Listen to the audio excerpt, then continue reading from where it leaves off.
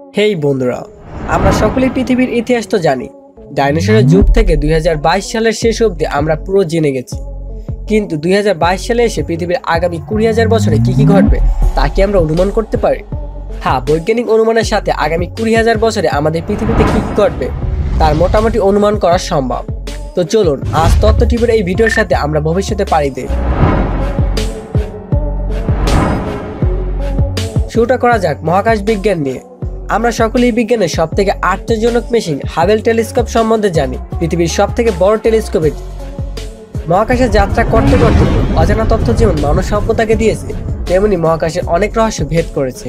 কিন্তু 2021 সালে মার্চ মাসের 30 তারিখ হাবেল টেলিস্কোপ থেকে 6 গুণ বড় এবং বহুগুণ শক্তিশালী টেলিস্কোপ, যার নাম জেমস ওয়েব এক্সপ্রেস টেলিস্কোপ মহাকাশে পাড়ি দিয়েছে। এই টেলিস্কোপের প্রধান মূল উদ্দেশ্য হলো হাবেল টেলিস্কোপ আবার টেলিস্কোপ থেকেও বেশি রেজুলেশনের ছবি পৃথিবীতে পাঠানো এবং দীর্ঘ সময় ধরে মহাকাশে নিজেকে বাঁচিয়ে রাখে। তাছাড়া মহাকাশের প্রথম ছায়াপথ এবং নভাসের সরাসরি ছবি তোলা এর অন্যতম লক্ষ্য। মনে করা হচ্ছে এই টেলিস্কোপের মাধ্যমে মহাকাশ বিজ্ঞানের নতুন অধ্যায় শুরু হতে যাচ্ছে, যা ভীষণ রোমাঞ্চকর হতে চলছে। ডন্ট ওয়ারি, সেসব তথ্য জানানোর জন্য তথ্যটি বলছে। আর এবছরই প্রাইভেট কোম্পানি ভিগোলা এয়ার স্পেস একটি হোটেল তৈরি করছেন, যা কিনা মাটিতে কিংবা সমুদ্রে থাকবে না, থাকবে মহাকাশে। একটি অংশ স্পেসশিপকে অলরেডি মহাকাশে পাঠিয়ে দেওয়া হয়েছে, সেটি বর্তমানে আপাতত স্টেশন এর অংশ হিসেবে ব্যবহৃত হচ্ছে। এটি প্রথম সাধারণ মানুষের জন্য স্পেস ট্যুরিজম হবে। আমি জানি এটা সাধারণ মানুষের জন্য হলেও এই টিকিটের দাম সাধারণ মানুষের পক্ষে অ্যাফোর্ড করা সম্ভব হবে না। তাই আমি ততটা এক্সাইটেড নয়, বরং বেশি এক্সাইটেড 2024 সালের ঘটনাকে নিয়ে। 2024 সালে স্পেস এক্স কোম্পানি প্রথম মঙ্গল গ্রহে মানুষ নিয়ে যাবে। মঙ্গল গ্রহকে মানুষের বাসযোগ্য বানানোর জন্য 100 জন মানুষকে সেখানে নিয়ে যাওয়া হবে।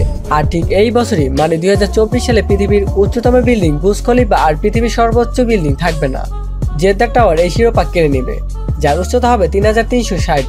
এটি তৈরি হচ্ছে গালফ কান্ট্রির সৌদি আরবিয়ার জেদ্দাতে। 2025 সালে ইউনাইটেড নেশন অথবা ইউএন এর অনুসারে 2025 সালে পৃথিবীর মোট জনসংখ্যা হবে 800 কোটিরও বেশি ও 2050 সাল হতে হতে জনসংখ্যা মোট 100 কোটি হয়ে দাঁড়াবে।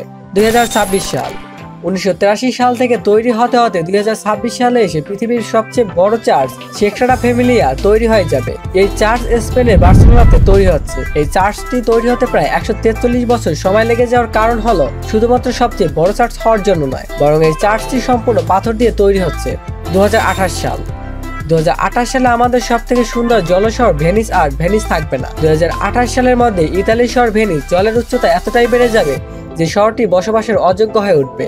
2029 সাল যারা পৃথিবীতে উল্কাপড়ে ধ্বংস হবার ভয় পান তাদের জন্য 2029 সাল সম্পূর্ণ ভয় কাটতে চলছে, কারণ অ্যাপেস্টার নামক একটি উল্কাপিণ্ড খুব দ্রুত গতিতে পৃথিবীর দিকেই ধেয়ে আসছে। বিজ্ঞানীরা অনুমান করছে এর ওজন প্রায় 2600 কোটি হতে পারে। এটি পৃথিবীতে পড়বে তার কোনো নিশ্চয়তা নেই, কিন্তু বিজ্ঞানীরা এর দিক পরিবর্তন করার উদ্দেশ্যে এখনই লেগে পড়ছে, কারণ বহু যুগ আগে এরকম উল্কার জন্য ডাইনোসর নাম এই পৃথিবী থেকে মুছে গিয়েছিল। সেজন্য বিজ্ঞানীরা এক্সট্রা প্রোটেকশনের ব্যবস্থা করছে। 2033 সাল 2033 সালে মঙ্গলে আরেকটি স্পেস মিশন করা হবে, যার নাম হবে আররা। এটির কাজ হবে মঙ্গল গ্রহে আদৌ মানবজাতির বসতি স্থাপন করা হবে কিনা তা নিশ্চিত করা। তো বুঝতেই পারছেন 30 দশকটি স্পেস স্টাডিজের জন্য মানব সভ্যতার কাছে অত্যন্ত গুরুত্বপূর্ণ হতে চলছে। তাই 2036 সালে আলফা সেঞ্চুরির স্টার সিস্টেমকে আরো ভালো করে জানবার জন্য ব্রেক থ্রুজ স্টার্টের অনেকগুলি স্পেস শিপকে আলফা সেঞ্চুরিকে পাঠানো হবে। এই স্পেস শিপগুলিতে লাগানো থাকবে সোলার সেল এবং এগুলি মহাকাশ থেকে লঞ্চ করা হবে। এই সেলগুলি আলফা সিস্টেমে পৌঁছাতে সময় নেবে 20 বছর এবং সেখান থেকে পৃথিবীতে তথ্য পাঠাতে সময় লাগবে আরো 5 বছর। অর্থাৎ 2050 সালের মধ্যে আমরা জেনে যাব আমাদের মতো কোনো প্রাণীর বসতি আর এই সৌরমণ্ডলে আছে কিনা, মানে আমাদের সোলার সিস্টেমে আছে কিনা। 2040 সাল 2040 সালের এই বছরে ফ্রান্সে পৃথিবীর সব থেকে বড় ফার্ম নিউক্লিয়ার রিঅ্যাক্টর নির্মাণ করা সম্পন্ন হয়ে যাবে, যা নির্মাণ 2007 থেকে শুরু হয়েছিল। এটাই হবে পৃথিবীর সব থেকে বড় পারমাণবিক তাপবিদ্যুৎ কেন্দ্র। এটি শুধু সব থেকে বড় নয়, এটি সব থেকে সুরক্ষিত পারমাণবিক কেন্দ্র হিসেবে তৈরি করা হবে। 2048 সাল 2047 সাল অবধি আন্টার্কটিকা পৃথিবীর একটি সংরক্ষিত স্থান, অর্থাৎ এই স্থানে কোনো দেশ ব্যক্তি কোনরূপ অধিকার থাকবে না। 2047 সাল অবধি কেউ আন্টার্কটিকাতে মিনারেল এক্সট্রাকশন অর্থাৎ নিষ্কাশনের জন্য ঘুরতে পারবে না। 47 সাল অবধি সাথে সাথে এটি একটি পৃথিবীর নন নিউক্লিয়ার জোন, কিন্তু 2048 সালে এই চুক্তি শেষ হতে চলছে। অনুমান করা হচ্ছে যে আগের সব নিয়ম পরিবর্তিত হবে 2048 সালে এবং আন্টার্কটিকাকে মানুষ খুব শীঘ্রই তাদের নিজের স্বার্থের জন্য ব্যবহার করতে চলছে। 2050 থেকে 2100 সাল বৈজ্ঞানিকদের মধ্যে এই সময়ের মধ্যে মঙ্গল গ্রহ বসবাসযোগ্য হয়ে যাবে মানুষের জন্য। কিন্তু তার আগে মানব সভ্যতাকে মঙ্গল গ্রহে যাওয়ার ইন্ধন আরো সস্তা করার পথ খুঁজে বের করতে হবে।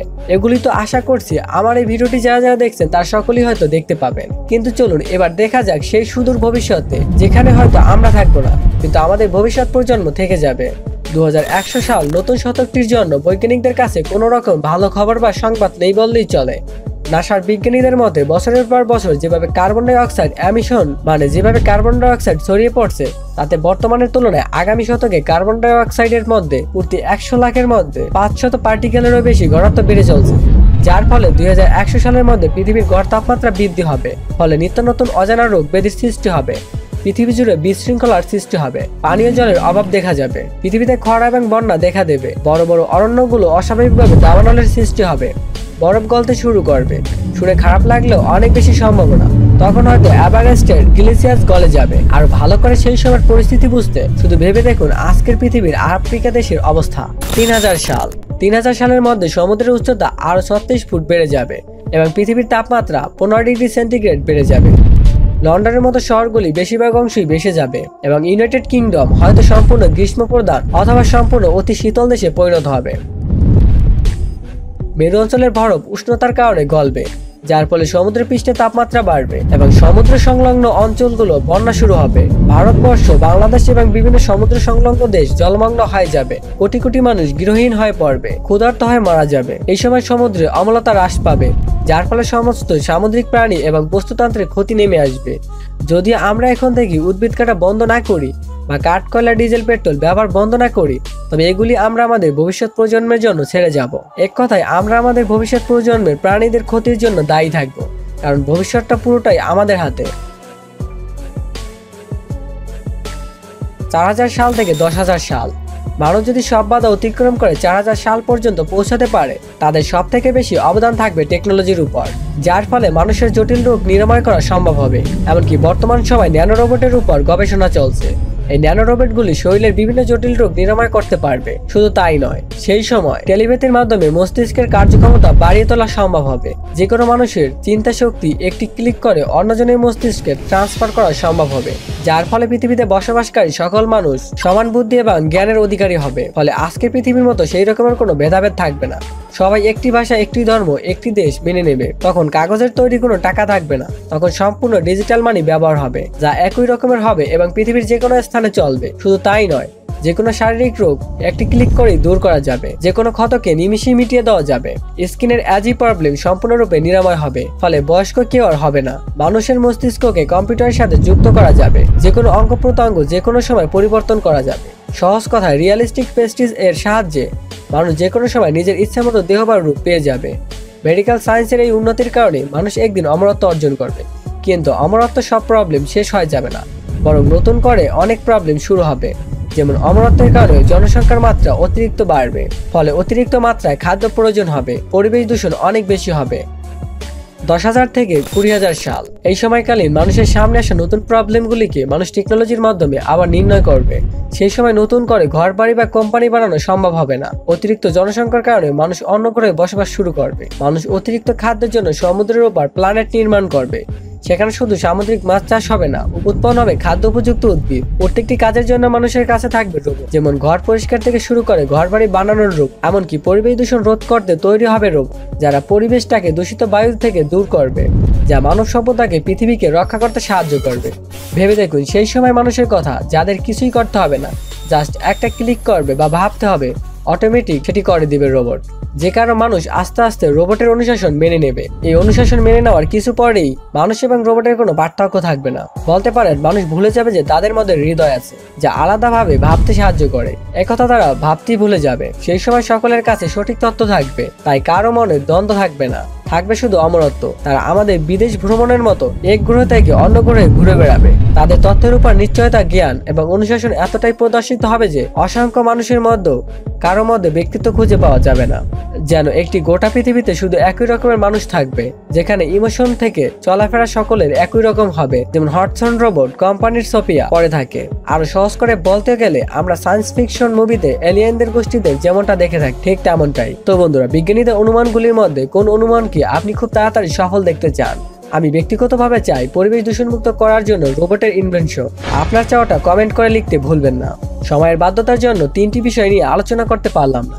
এই ভিডিওটিতে প্রথমটি হলো হাবাল টেলিস্কোপের মাধ্যমে আমরা এখন পর্যন্ত মহাকাশের কি তথ্য জানতে পেরেছি এবং কি ছবি হাবাল টেলিস্কোপ আমাদের কাছে পাঠিয়েছে। দ্বিতীয়ত, ভেনিসের মতো আরো অনেকগুলি শহর আমাদের চোখের সামনে ভেনিস হতে চলছে। 3, ভবিষ্যতে আমাদের মানুষের চেহারা বা আকৃতি কিভাবে পরিবর্তন হবে তা নিয়ে আলোচনা করতে পারলাম না।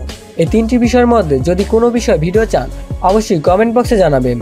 আর যদি 3টি বিষয় ভিডিও চান তাহলে অবশ্যই টাইপ করবেন হ্যাঁ চাই 1 2 3। নেক্সট সপ্তাহে সবথেকে বেশি ভোট হওয়া ভিডিওটি চলে আসবে। এই বিষয়ে আরো ভিডিও পেতে বা এরকম ভিডিও পেতে অবশ্যই লাইক করাটা কম্পালসারি। যত বেশি লাইক হবে তত বেশি আমি অনুপ্রাণিত হব এবং তত তাড়াতাড়ি ভিডিও দেব। অনেকদিন ভিডিও না দেওয়ার কারণে অনেকের কাছে ভিডিওগুলি পৌঁছাচ্ছে না। যদি সম্ভব হয় অবশ্যই ভিডিওগুলোকে শেয়ার করে দিবেন। আপনি যদি এই চ্যানেলে নতুন হয়ে থাকেন তবে অবশ্যই সাবস্ক্রাইব করবেন এবং সবশেষে অসংখ্য ধন্যবাদ আমাদের সাথে থাকার জন্য।